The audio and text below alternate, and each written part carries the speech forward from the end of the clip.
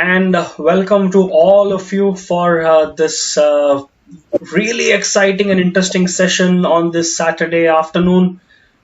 Today, we are going to talk about one word that is probably captured everyone's imagination in the past few years.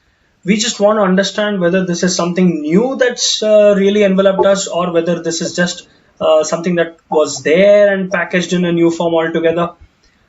Gone are the days when we spoke about a customer being a king. Today we are living in a generation where customers' data is king.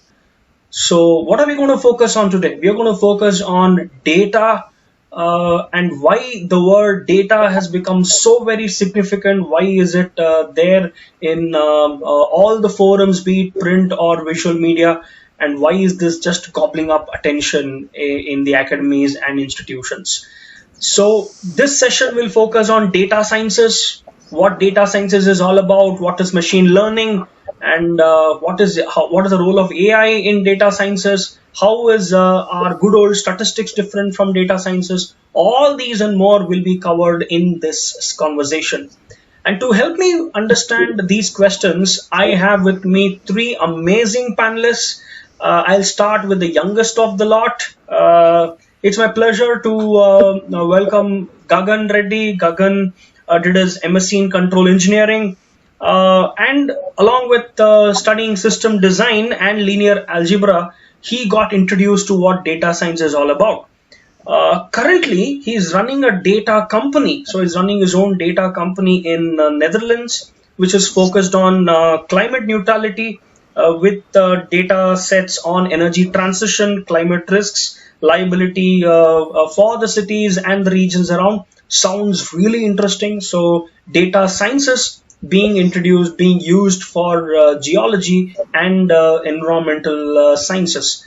So welcome Gagan for this session. It's a pleasure having you to be a part of this panel.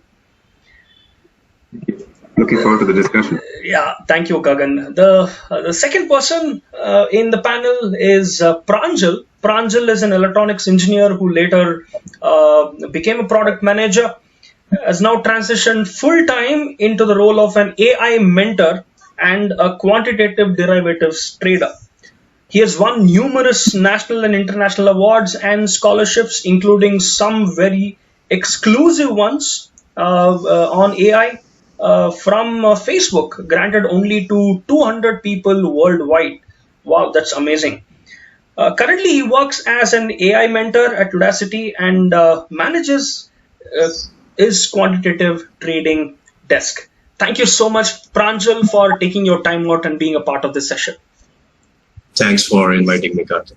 Thank you so much. And our last panelist, Neelamani. Neelamani has an overall experience of around 10 years across businesses, analytics, and data sciences. Currently, is part of the data science team at Sixt, where he has been building data science solutions for various businesses, functions such as operations, sales, revenue management, etc.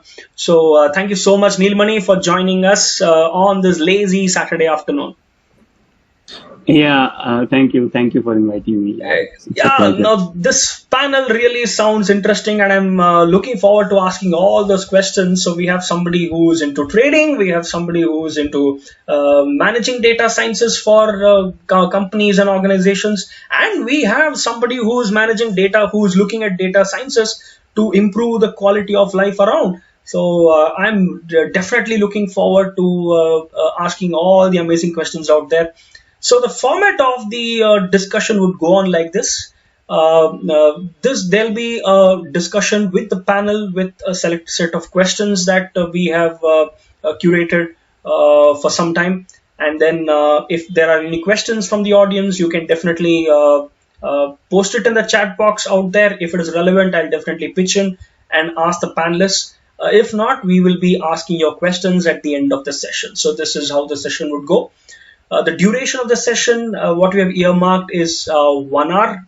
However, we look at the scenario, we look at where we are at the end of 1 hour, and then based on mutual consent, based on everyone's approval, we would like to see if there is an extension that's possible. So, all right, with this background, I think I'm good to go. let's start with the first question that I have for all the three panelists out there. This is a very simplest of question. What is data science? And how different is it from the good old statistics that we know for a long time? Who'd like to go first? Is there a buzzer? All right, since there's no buzzer, I think I'll act as a buzzer. So I heard Neelmani's voice first. So Neelmani, you can go ahead. Yeah, no, I would be the last one to push that button. But yeah, it's okay. All Okay, right, so yes, Neelmani. yeah, maybe I can quickly summarize it like I would say data science is not very different from statistics theoretically, conceptually. It's just an extension, I would say. So statistics, basically, for example, right now, in our old mathematics, we used to derive these, theorems, right? And that is what statistics still does, right? Statistics will kind of still come up with new theorems or, come up with new algorithms in specific data science language. And the data science field, basically, it's more related to practice. So those algorithms are then went ahead and used by the data scientists in real world scenarios and adapted to their own problem and use it. So broadly, statistics is still there. It's mostly related to research around all these algorithms, how to play with data, how we can infer things. And then after all of this is done, when the statisticians do the hard work, we data scientists will go and take the pick the cherry and use that probably in the real world for business implementations. Yeah, I that's how I would define it. Thank you, Neelmani. Pranjal, would you like to add to this? Yeah, I think Neil put it out in a pretty eloquent way. What actually data science is. I would like to focus people on the word science in data science because that is very important. We as engineers, we have actually grown to see world in exact numbers. It's 1 + 1 is 2 and 3 + 3 is 6. And what actually happens in data science is it is not actually engineering, it is science. The difference between science and engineering is that science is not exact. Okay, engineering is exact, you're looking for exact numbers. But in data science, there are no exact numbers and there are no defined ways. I mean, of course, there are some, workflows, but there's no defined way of doing something or achieving a result. There are essentially, infinite ways of solving a particular data science problem. A very good example would be how people have solved the Titanic data set on Kaggle. There are as many solutions, as many people who have solved that problem. So my focus on data science would be the science part and the fact that it is not an exact science. And when we are doing data science, we should always take this into consideration because a lot of times I've seen people getting lost in numbers, basically. Okay, they just get lost in this is that, and then they do not really know what to do with that, and they end up applying all sorts of algorithms and getting results not able to interpret. So if they actually look at it from perspective of a science and not engineering, things actually become a lot more simpler. So that's my take on data science. Yeah. Basically adding to what Neil said. All right. Thank you, Pranjal. So, Gagan, what is your input on this? Yeah, for me, simply put, we just want to gather insights and information points from the raw data. And we are trying to gain some knowledge from whatever is in front of us. And just building upon what Pranjal just said, there is a big difference between data science and software engineering. And people often confuse the two. Data science is more akin to research.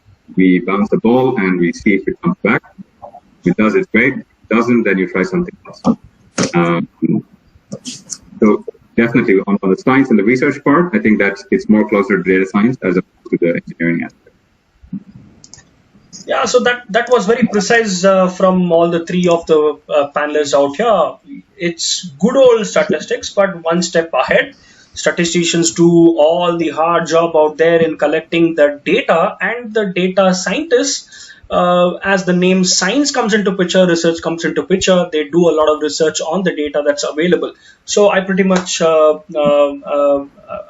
understand what data science basically talks about right now.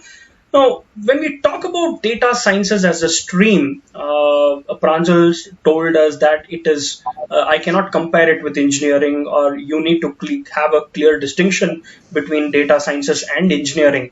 Do we have any streams as such, or do we have any major streams under data sciences? Do we have any branching out there?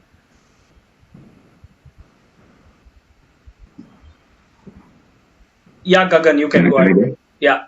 For me, I think two main things is one, the data scientist and the data engineer, and the supporting roles you have with data visualization, and on a more specialized front is machine learning engineer. But a scientist and an engineer, those are the two big streams that you get into, especially in the start when you're trying to explore things.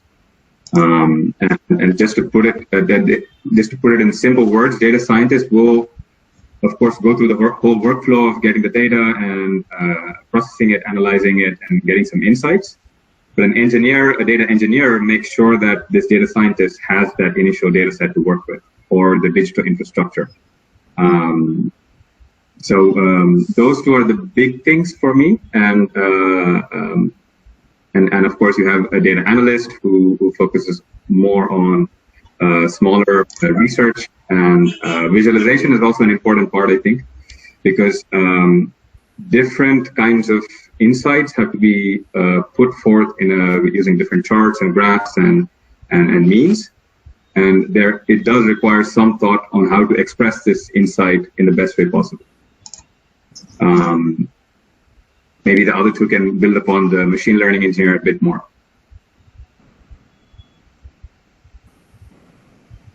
Yeah, so Pranjal, you can go ahead. Yeah, so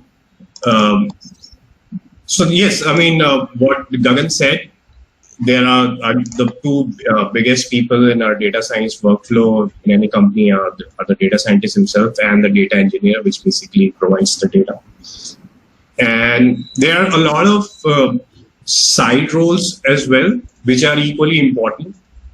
So there's, a lot of times you do not really have the data set.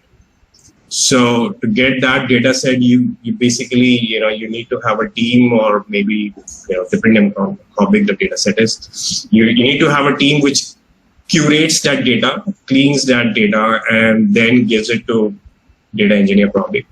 Okay, so that's one part of, that's like the first block. When we are actually looking at data science problems on the internet, especially places like Kaggle, we tend to get the data set which is completely clean, and it's just there. You apply your logic, apply your model, and get the result. But in real world, actually, this rarely happens.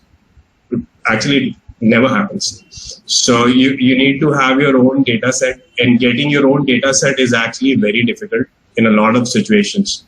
So that's one part of the engineering, how to get the data set, then how you clean that data set, because it could be millions or billions of rows or images, whatever it is. And then, you have the data engineering and the data scientists.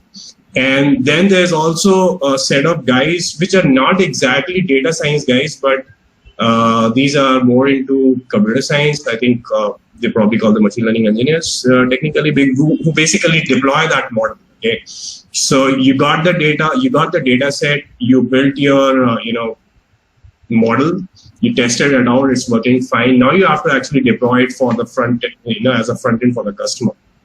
So this is where your machine learning engineers and just general computer science guys kick in, because the models tend to be, especially these days, all these natural language processing models, they are huge. A single model can be, 100 gigabytes, the most recent ones. So serving these models is an engineering in itself, because how do you serve a model which is, a few gigabytes in size? So this this requires another set of engineering skill, and these are the guys again. A new set of skill is needed for these guys to put it out and serve it efficiently. So, and along the way, since the models are served through cloud, so cloud engineering and cloud DevOps also get into the picture. So you need somebody who is managing that model on the cloud, probably deployed on AWS or GCP. And you also need somebody who, and then there's another set of, loop which basically goes on, which, you're getting new data in, you're retraining your model, putting it back on the cloud, retraining back on the cloud. So this basically is a loop. So data scientists probably just created the model and, he probably went out of the picture. Sometimes all this is expected from the data scientist himself. So it's a very, how should I put it? It's a very flexible, set of roles. So it could be just one person doing it. And it could be a huge set of each team for each of these blocks. So there are a lot of people required in big data science projects. So it's not just that it's just the data scientist. I mean, there are a lot of other people managing the cloud, managing the data, managing the training of the models. Even now these days, managing the training of the models is in itself, a job in itself. Because you might be training a number of different models, and again you need some cloud DevOps, cloud guy who's managing that. So yeah, thank you, Pranjal. Neil. Yeah, I mean, I'll just add my 2 cents on this.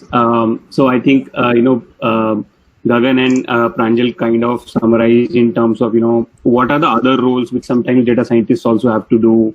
What are the other teams sometimes which have to support data scientists so that they can do their job. But I'm just thinking it from a perspective of, let's say, engineering. So in engineering, we have chemical engineering, electronics engineering, computer engineering. So there are so many engineering teams evolving from data science. Is the question, is the angle from which I'm looking at. And as you see, I mean, if you have people who are already engineers, then, like the first year for all engineers is same, because you need to learn the same skills. So from that perspective, what I see and, what I think and how specializations will evolve is from the data itself. So if you see nowadays, maybe 10 years back, we always had tabular data. We had data which was structured. But now we are getting data in text form. We are getting data in images. We are getting data in videos. And all this video, text, and image data is called as unstructured data. So dealing with these 2 different types of data, structured and unstructured, are completely different. And there is a kind of specialization emerging. What I see is that there are people who have really good skills with structured data, and there are people who have really good skills with unstructured data. And probably maybe 5 years down the line, we might have a data scientist expert in structured data, expert in video analytics, expert in image processing. But the basic skills will remain the same. Mostly the tools that they'll be using would kind of remain the same. It's like, as I said, in the first year of engineering, we kind of learn the same tools. And then we diverge, right? Then we diverge and we specialize in each field. Similarly, this is one thing which I think where, will diverge for sure, because video analytics is coming big way, and there'll be a lot of data getting. Then other things could be the applications. So, for example, if you go to Amazon and you buy something, and immediately there is a pop-up which says, "Oh, buy this also." So this is called as recommendation. So there are already people who are really good at recommendations, right? Who are really good at dynamic pricing or predicting demand or forecasting demand. So I think it's still a big pot in which all of us are residing right now. But I think as we specialize, as this field evolves, all these would become individual streams, and there will be specializations coming out of these. Maybe right now it's not very clear, But I think this is bound to happen given the amount of data we are getting these days and people jumping into this career. Yeah.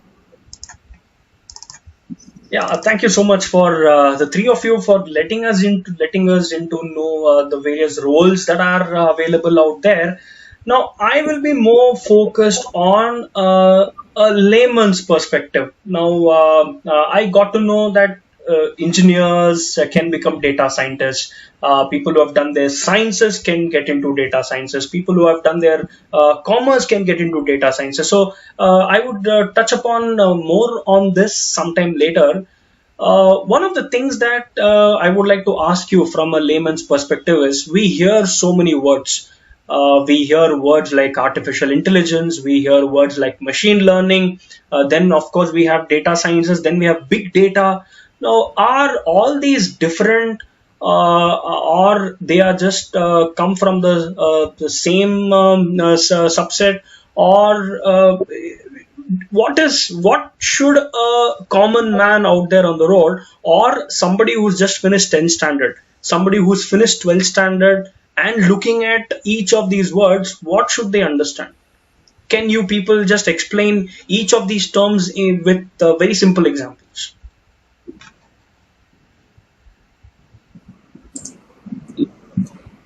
Maybe I can try an example. Yes, please, Neil. Okay, so AI, I think AI is the superset. AI is artificial intelligence. So even a calculator is an AI. So any intelligence built into a machine, 2 plus 2 is equal to 4, we can calculate. That is human intelligence. If a calculator is doing it, it's an artificial intelligence. As simple as that. Now, that is something which, we have fed into the system that, okay, 2 plus 2 is 4. It has learned and it kind of calculates it.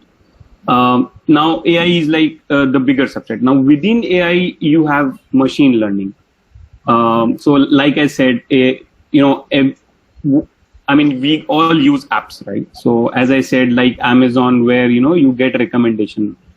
So, that is ML, where you are trying to make the machine learn something based on history. So, you tell the machine that, okay, if this guy buys butter, this guy might also buy milk, right? So machine learns it from history. It sees, okay, every time you buy butter, 70% of the times you also buy milk. So it has learned it, right?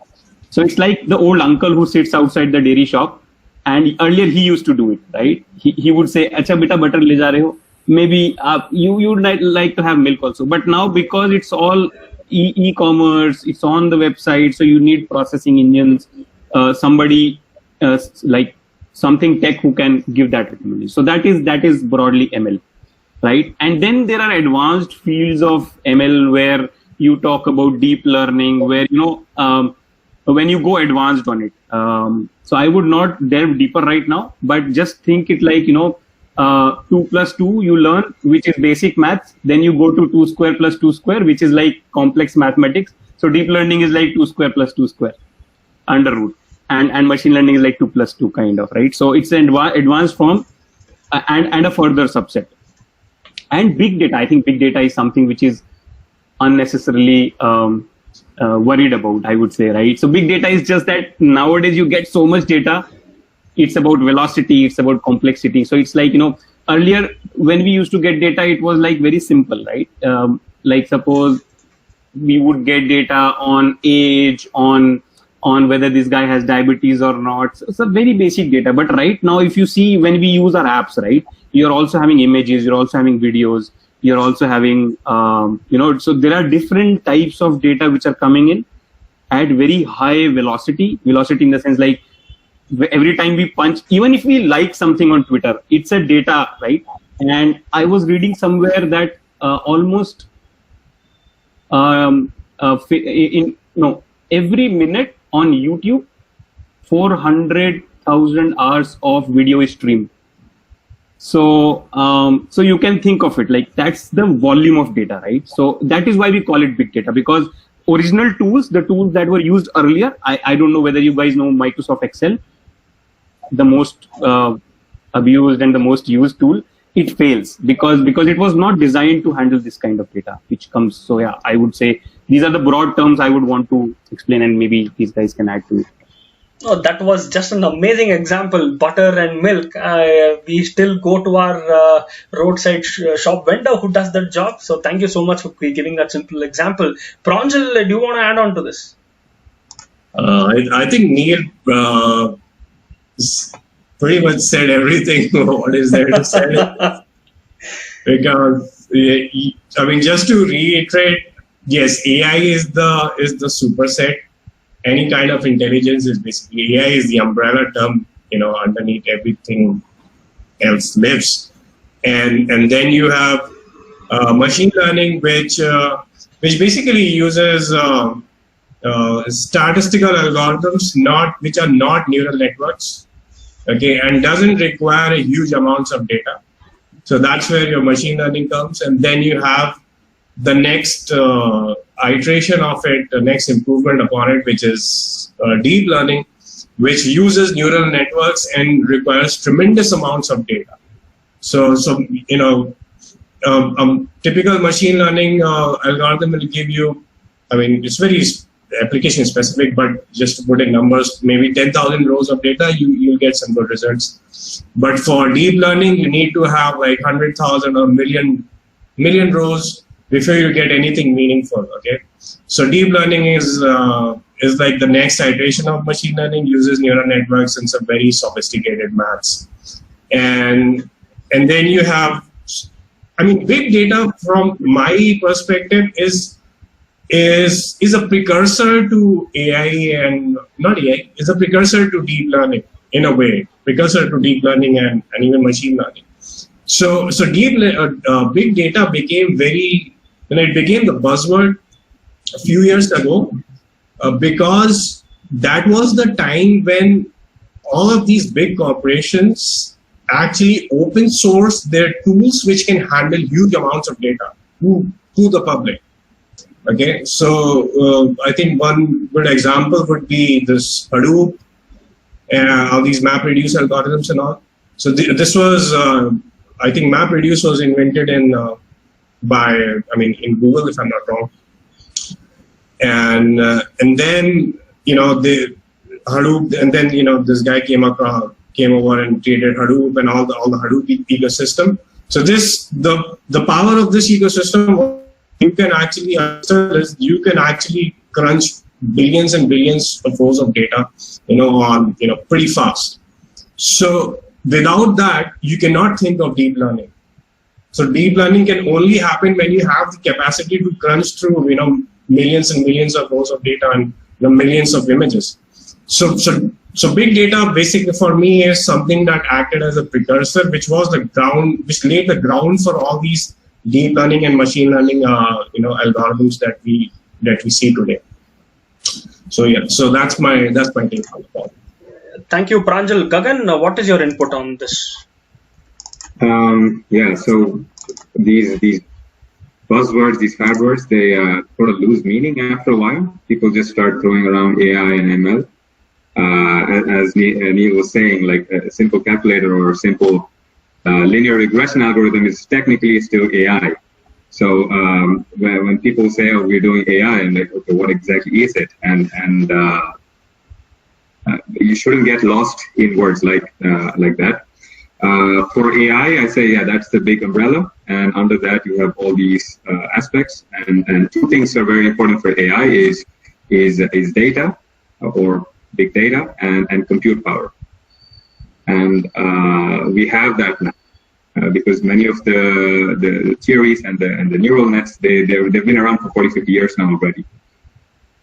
But for them to be actually put into practice and used, we needed that level of information and the ability to process that.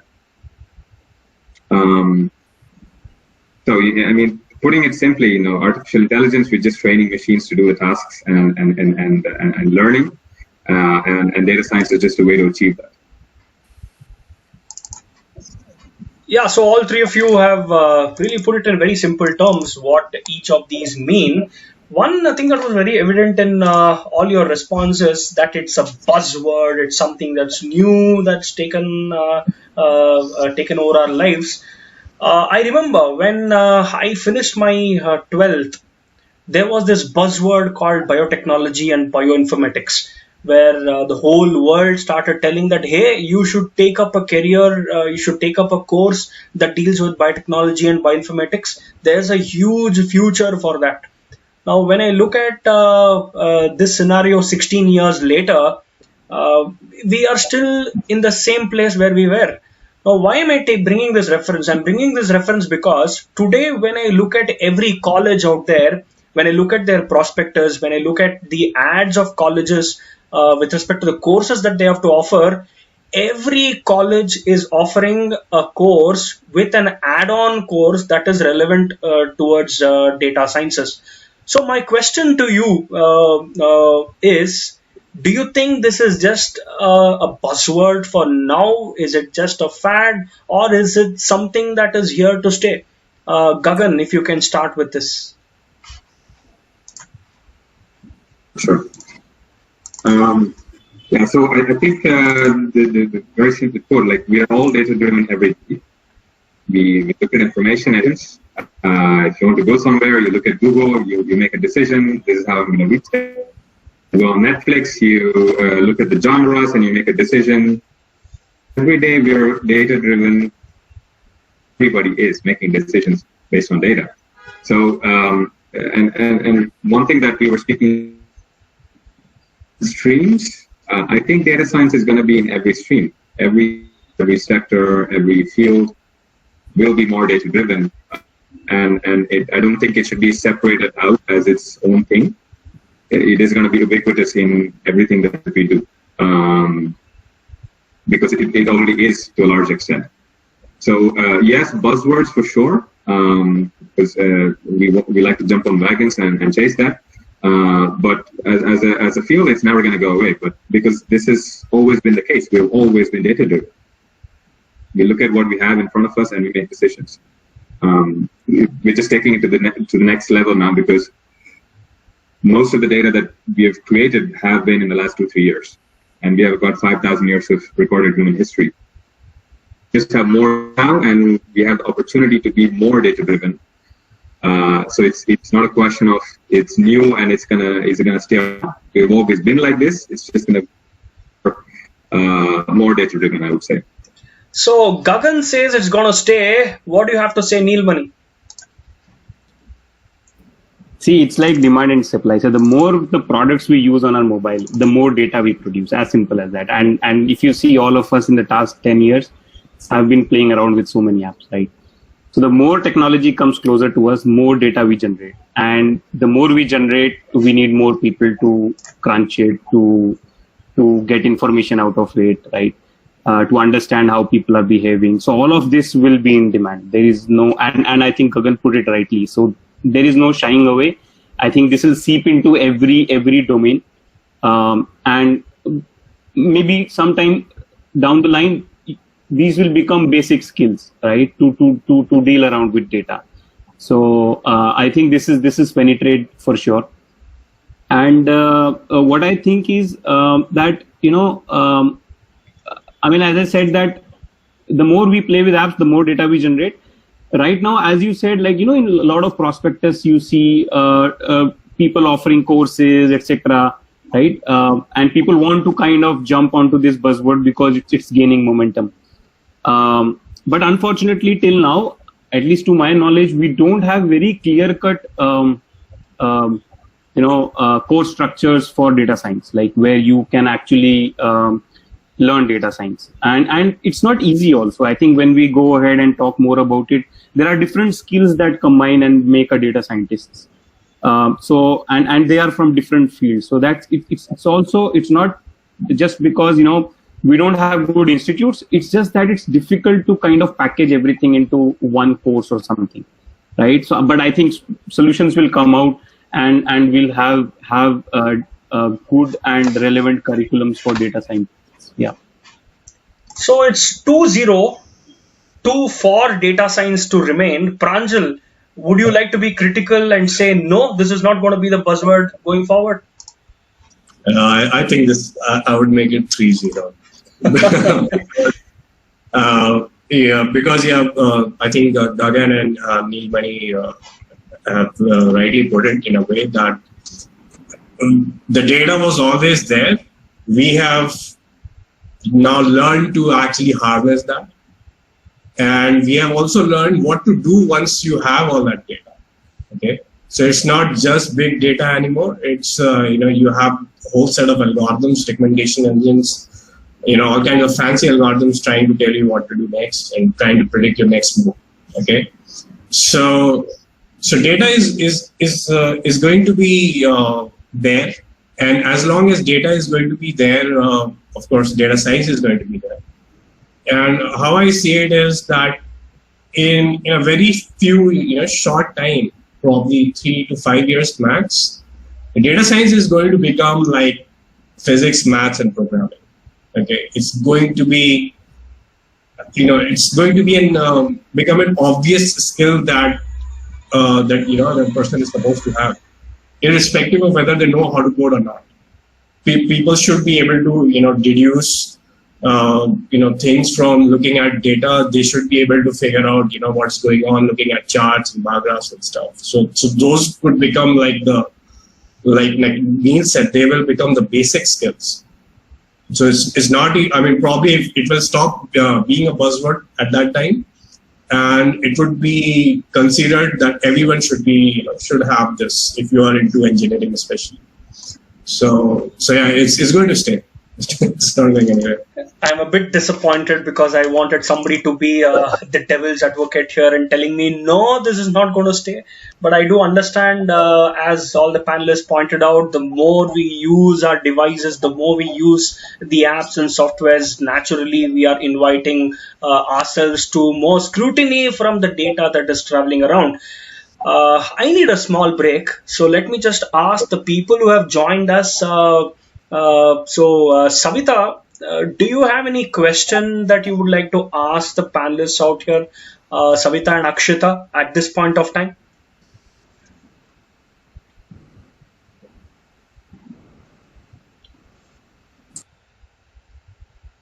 Savita and Akshita, do you have any questions for the panel? If you don't, I'll proceed with the set of questions that we had for discussion.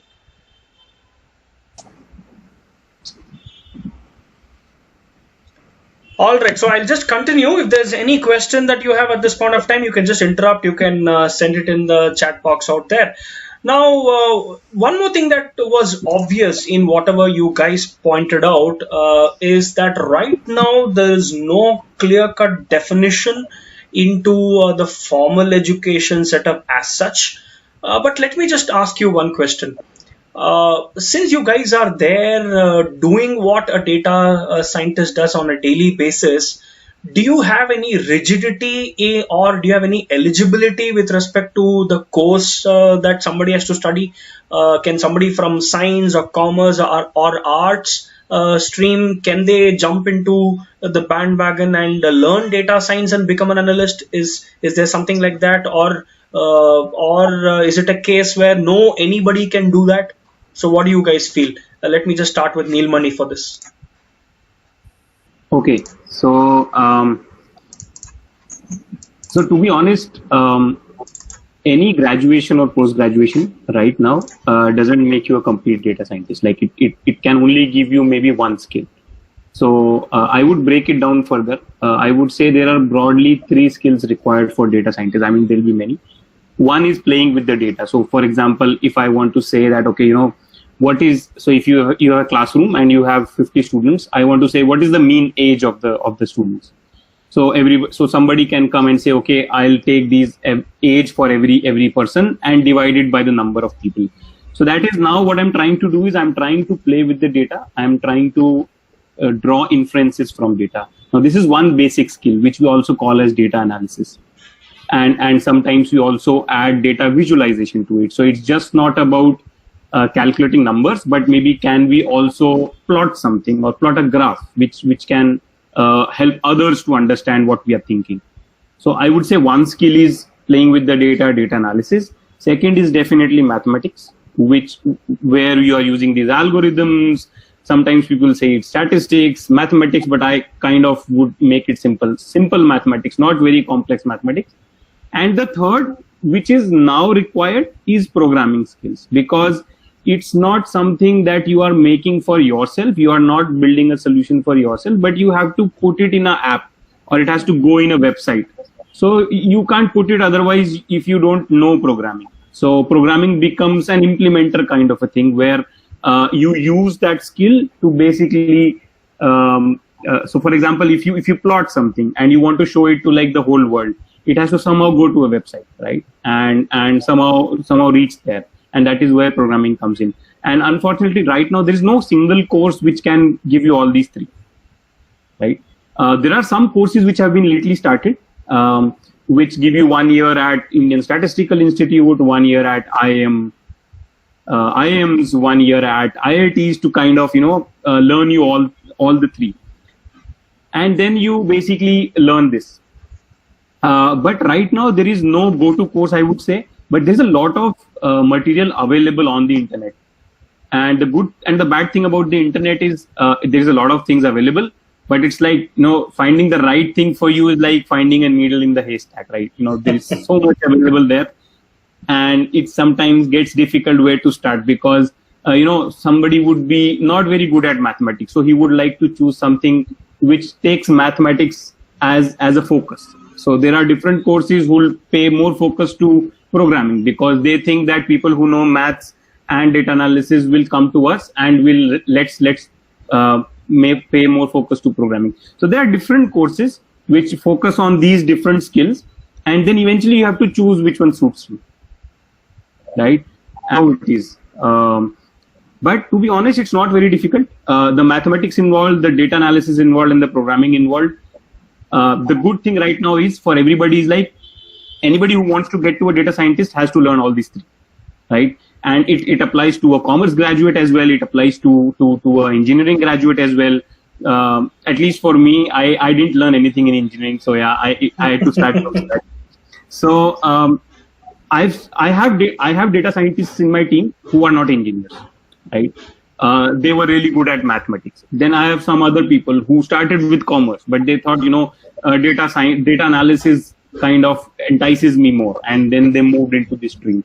So there is no hard and fast that you have to be an engineer to become a data scientist. No, there are many. I can count, like, my fingers are less for that, right? So I can count so many people who I know who are not from technical backgrounds, and they still went and did good in data science. Pranjal, do you want to add to what Neelmani just said? Yeah, I think Neil is right when he says saying that, like, there's no as such hard and fast requirement to become a data scientist. Anybody can become a data scientist, and all they need is to have the will, okay, and just devote their time, and there's enough information out there. And one of the reasons why I feel that none of the courses, especially offered by the established institutes, they are able to capture all the aspects of data science, is because the field is changing on a quarterly basis. I mean, every 3-4 months, there's something new, there's some new library, there's some new algorithm. I mean, in terms, I very, I follow the deep learning, advancements in deep learning on a daily basis. And what I see is every 10-15 days, there's a new algorithm which is out, which gives you SOTA performance, basically state-of-the-art performance on whatever application it is, and it becomes extremely hard to keep up. So having a course,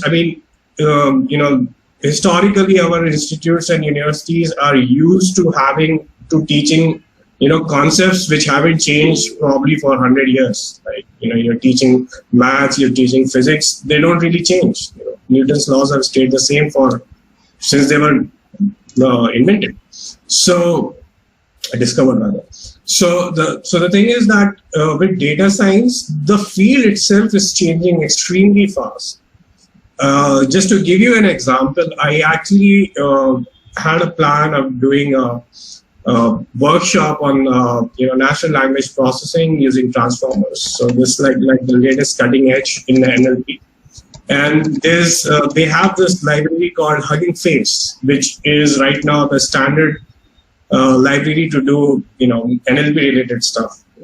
And that library has changed so much in the last 2 months. In the last 2 months, that I basically have to redo everything that I was thinking of doing it 2 months ago, because the library itself has changed. So for anybody who's trying to teach data science and machine learning and AI at this point of time, this is extremely hard. You basically cannot teach this because it is changing so fast. So the best way for anyone who is looking to learn and build up a resume is to actually put their head down and do some real projects, take up a few competitions on Kaggle, and basically get really hands-on, because there is no certificate which can actually right now prove that you are a good data scientist. It is right now, it is impossible. Maybe 3, 4 years, 5 years down the line it would be, but right now the field is moving so quick. It's not possible to teach it in a traditional sense, in a traditional way. Got that, Pranjal. Gagan, would you like to add to this? Yeah, maybe I can give my own example. I came out of engineering, so I had that base math ground to build on, but most of what I picked up was online. Was through online courses and data camp, and just listening to conferences, and this is the way that people are learning right now. I mean, personally, that's how I learned. So anybody can get into it. Maybe having a math background or basic math would help, would go a long way. But yeah, I would really look at a few people who are pushing the boundaries. Especially Coursera, EDX have really good courses. If you want some sort of a formal setup, the basics and follow that course structure. But for the real world projects, coupled with that kind of courses, online courses, they go a long way. So one thing is pretty certain out here with the responses. There is no hard and fast rule as such. There is no specific course as such which you can do right now in order to jump into data sciences. One thing that they've all done is they've discovered it. They've discovered data science through their journey. So this is going to be the way forward, I feel. So before I ask the next question with the panel, I have a question that's come up on the chat box. In data analysis, we do deal with quantitative data. Can data science be applied even for qualitative data is the question. Who would like to respond to this?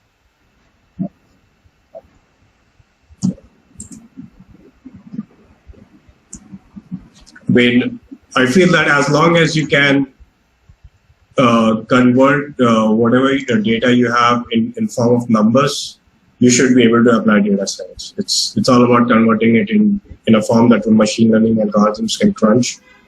And as long as you can do it, you can apply it. All right, Pranjal. Gagan, you wanted to contribute. Yeah, about the same. So what I was going to say was the machine learning piece for natural language processing, the NLP libraries. If you have a survey from any field, you have an answers from people from surveys, you can use those surveys to actually convert them into sort of numbers. You need a bit of domain knowledge there, but it is possible to process that kind of answers as well. Neil?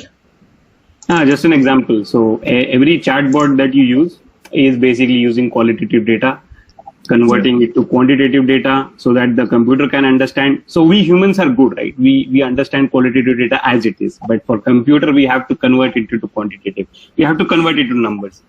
So I think that keeps an upper hand for us, let's say for 10 years, maybe then computers can rule us. Yeah. But so chatbots are an example where you punch it, you type something, and it reads, it understands, and it responds. So it's actually using qualitative data, understanding it, and sending back a message, which might or might not make sense.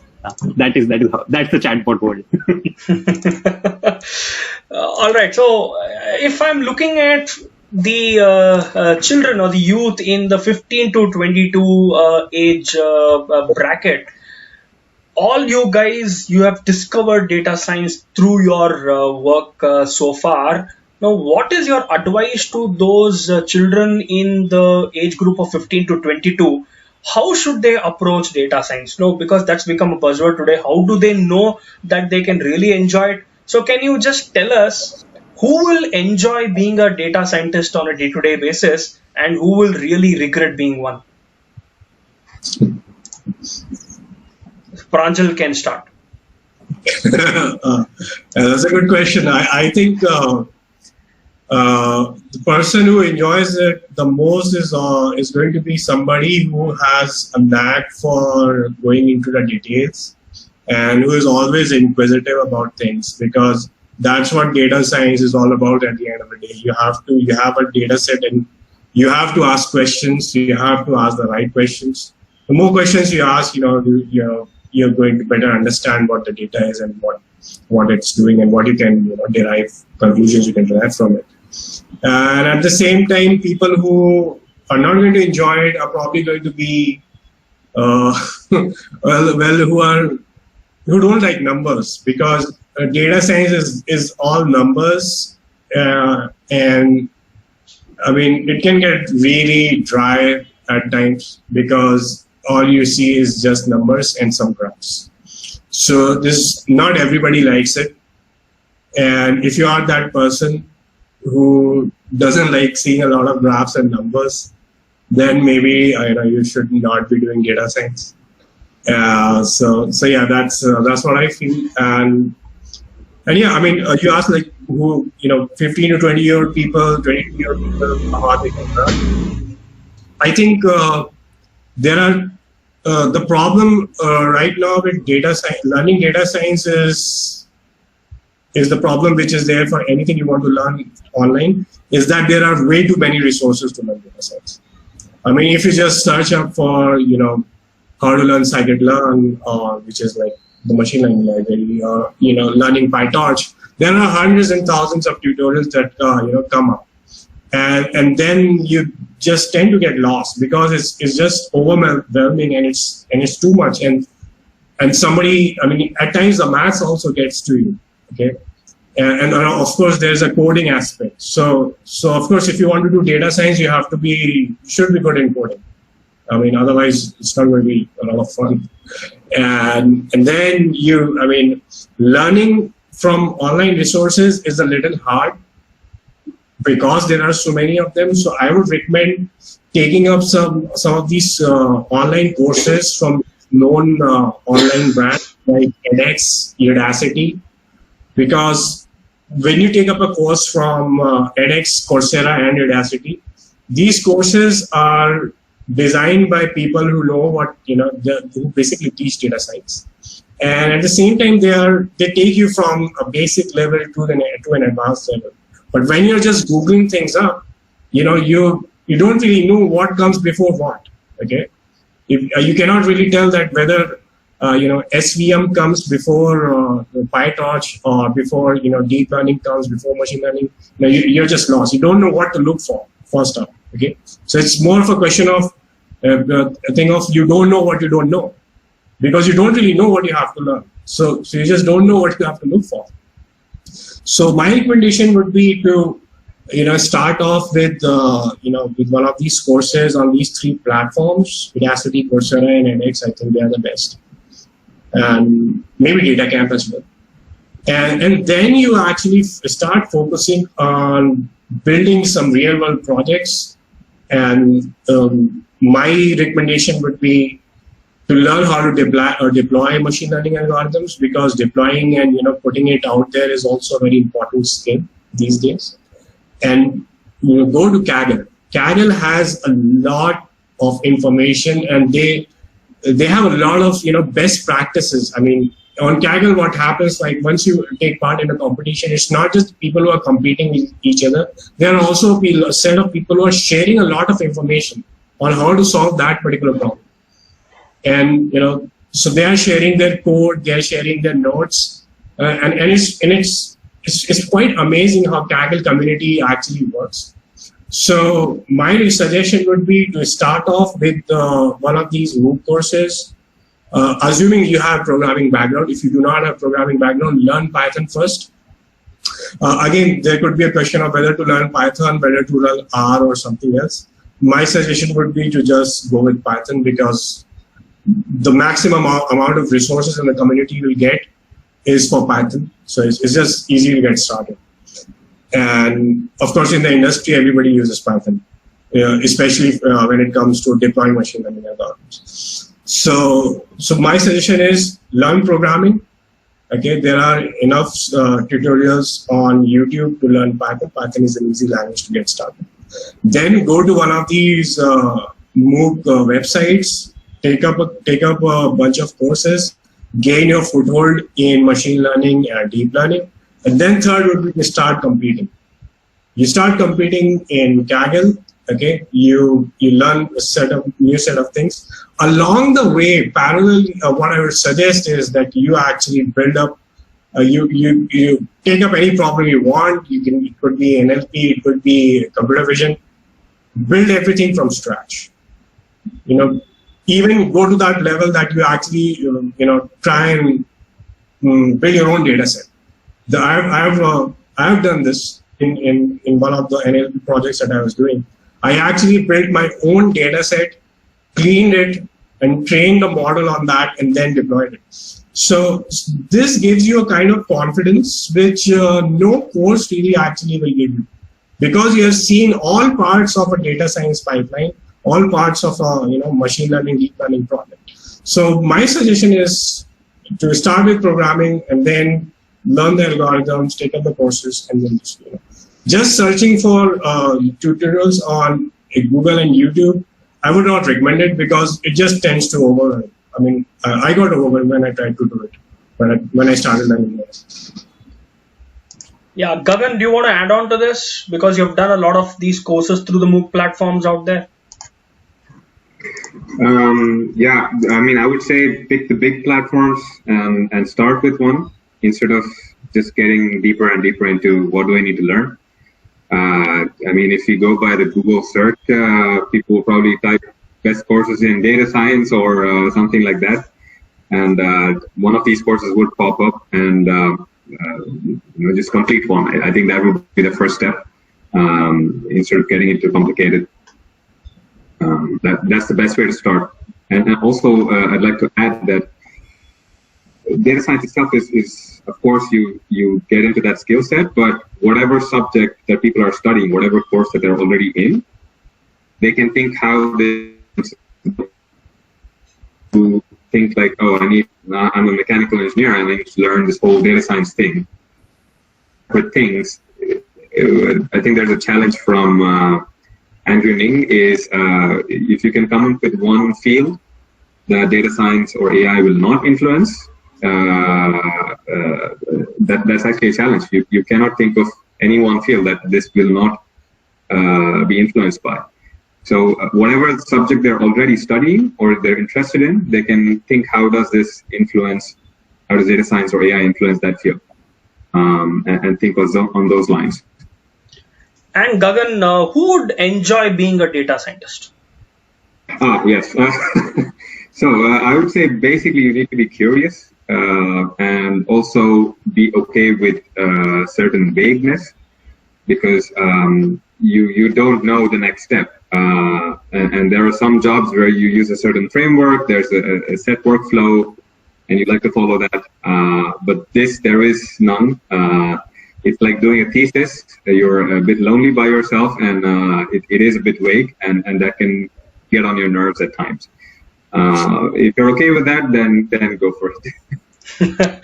Neil, what's your take on this?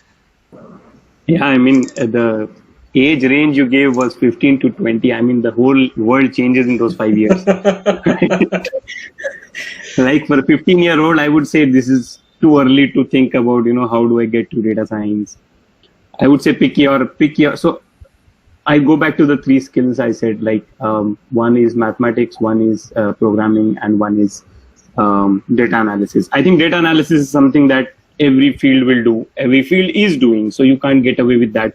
So maybe not now at a 15-year-old, but later on, yes. But as a 15-year-old also, you are actually doing some data analysis behind your mind. I mean, you don't know, you just don't attach that name to it, right? So yeah, so if you're calculating your pocket money, that is data analysis. If you're calculating how many games can I buy out of this amount of money that I have, that is data analysis. It's simple, right? So it's just that word which kind of haunts us more, but we're actually doing it quite more than we think.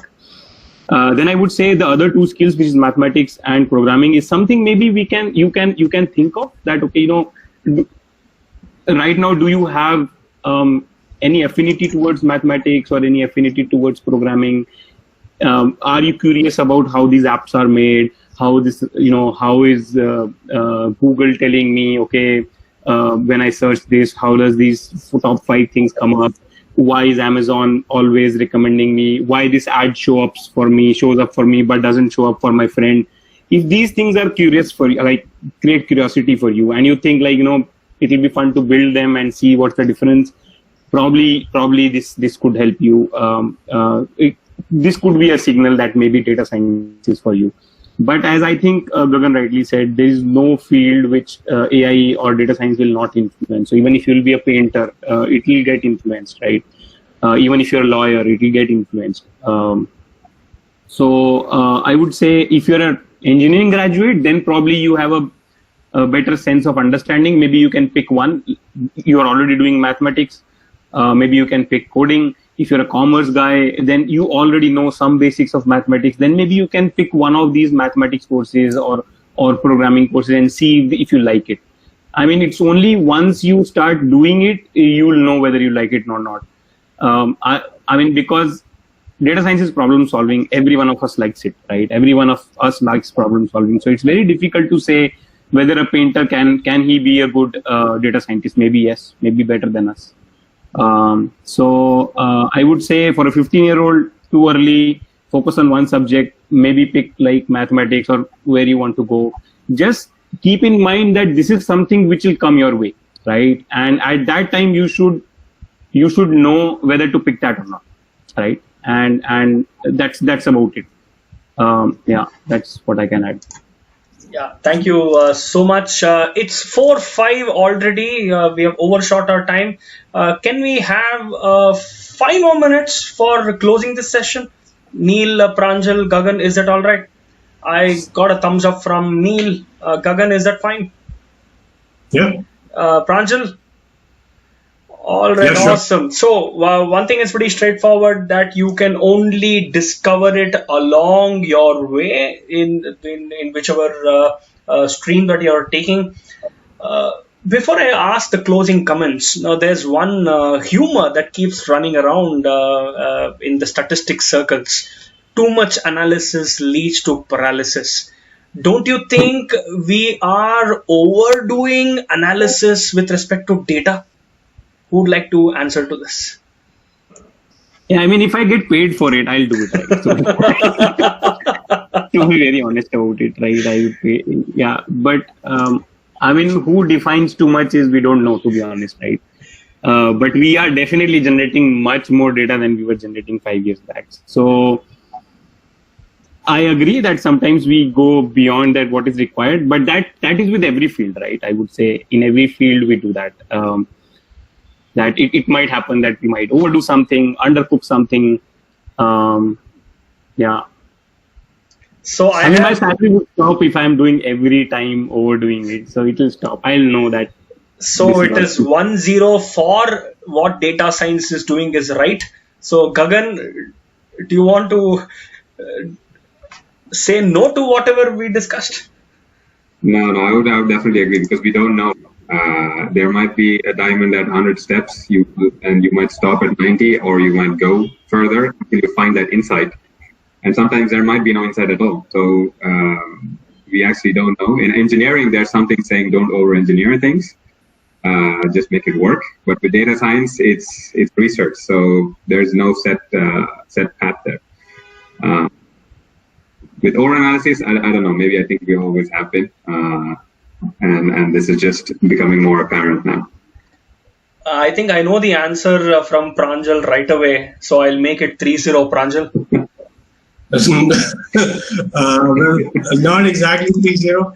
I think what reminds me of too much analysis leads to paralysis is a phenomenon that we have in deep learning called overfitting, where you essentially what you do is you create a extremely sophisticated model for a very simple kind of a data set, and then what essentially happens is that your model just mugs up whatever it was shown during the training phase, and then when you actually show it the new data coming in, it just flounders and doesn't give you good results.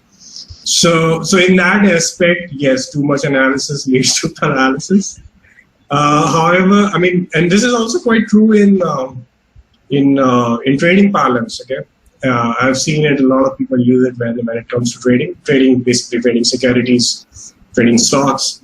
So if you do too much of analysis on a stock price and and where it's probably going to go, you tend to end up concluding the wrong things. So, however, when it comes to purely data science, when you have lots and lots of data, data which is generated through apps, through websites, I think it is that is the point where this saying basically fails, and too much analysis not necessarily will lead to paralysis, because if you have a lot of data which is generated from user activity, probably a lot of analysis will give you insights which otherwise you would have missed. So it's a two-edged sword, and it works both ways, depending upon what kind of problem you have, depending upon the problem you're solving. So it's subjective in nature, depends on the problem. So I will take it as a 2-1 because Pranjal was never direct with respect to the question there. All right, one last but one question to all the panelists out here. What does data sciences hold good for the future? 5 years from now, 10 years from now? We heard Pranjal telling us that things keep changing in a quarter. Now, do you think in the next 10 years, there's something big that's going to happen? This is something that you can answer in your closing comments. So can I have Gagan with your closing comments, please? Yeah, sure. I think one of the reference points that we look at is AI and data science really is as big as electricity. It is that revolutionary. Electricity changed the game for us, and this is going to be the same. So I think this wave is just started and is going up, and it's going to continue to go up. And it's a good time to learn more about it. All right, Neil. Yeah, I would say there are two sides of the coin. So there are good things about data science and there are bad things about data science. Like with all the technology we have, right? We guys getting addicted to social media because we keep you have recommendation of data science solutions which keep giving you posts or suggestions so that you stick onto the mobile. So all those things are there. So those are like creating addictions and all that. But there are good things that are definitely going to come. And I worked in the healthcare space, and I'm a very strong proponent that AI will change healthcare, and that is benefit for all of us. Like for example, detecting cancer from images, which in no way a human can do, no way, as precisely as probably a computer would be able to do it. Then we never think of it, but think of agriculture with all these satellite images and all. You could predict droughts, you could predict so many things. I mean, so there are a lot of good things if we don't spill the beans. So there are ways. I mean, already regulatory pressures are there in terms of personal data being shared, not shared. What is personal data? Still, those boundaries are not very well defined. So I think it's going to be interesting. Data science in terms of skills and in terms of application, it will definitely change a lot of things. But it's only us who can destroy it, right? If we abuse data, if we abuse personal information and we don't take care of it, then probably there'll be regulations which will hamper things. And we've seen it with Google, Facebook, presenting themselves to Senate and clarifying things. So yeah, but it has huge, immense potential, like video games, right? And let's see how it goes. Thank you, Neil. Pranjal. Yeah, I think 10 years down the line, nobody is actually talking about data science because data science becomes so ubiquitous. It becomes so omnipresent that it will not be a buzzword or something that you actually even talk about anymore, because everybody is just using it and is just there. Just like you have software, okay, just like you have just like you say things about maths or physics. You don't ask anybody, like, do you know physics? Or do you do something with this? Yeah, there's some basic things that you're supposed to just know. So that's how I feel. That's how the data science is going to look like in the next 10 years. Nobody's talking about it. At the same time, like Neil said, that it is every coin has its two sides, and there are some good uses and bad uses of data science as well. And I'm sure that technology will come around and rein in the bad side and amplify the good side. But yeah, we still have a long way to go in that. But everybody's working on it. A lot of people are working on that. So I'm sure there will be a good outcome on that. And yes, data science is not going anywhere. So even after 10 years, if you're not talking about data science, doesn't mean it's not there. It's going to be there. Yeah, I mean, we have personal biases, right? We all are data scientists. So. Exactly. So talking about biases, I'd like to come to the last question that we ask all our panelists out here in this session. The question is, your career, was it a choice or did it happen by chance? Pranjal, would you like to answer this first? Big time choice, not by chance at all. So I actually left my job and decided to get into this field head on. And since I'm into trading derivatives and equities, I actually do a lot of data science on a day-to-day basis. So it was a very, very conscious choice to get into this. Thank you. So choice for Pranjal. Gagan? That's a choice for me as well. It was the thing happening, and the same. I also quit my job because I wanted to work more on this side of the work. And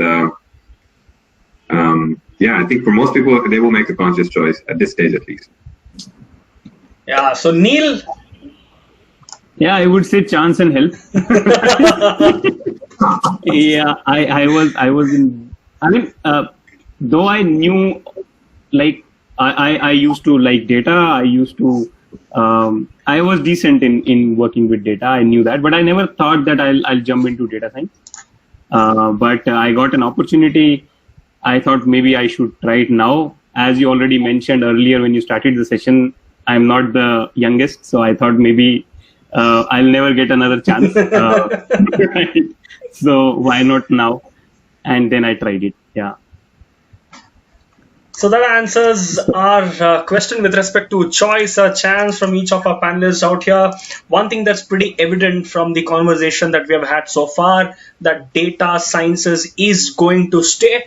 Although we need to be really careful about the choices that we make out there, because we do not have specific courses that are really curated as per the industry demands. So one message out there for all the students who are in your 10th standard or who are in your 12th standard, firm up your mathematics, take up a course which helps you in coding, which helps you in mathematics, and then along your way you will have all these courses that are there in the prominent MOOC platforms out there. Take them up and get involved in challenges. That's one of the ways in which you can really become a data scientist. Thank you so much, Gagan, Neil, and Pranjal for this amazing conversation. I'm sure once this conversation goes on to the social media, once it reaches children in the age group of 15 to 22, they will really make a conscious choice as to what is it that I need to do right now. Thank you so much, Gagan, Neelmani, and Pranjal. Thank you. Thanks, Karthik. Thank you.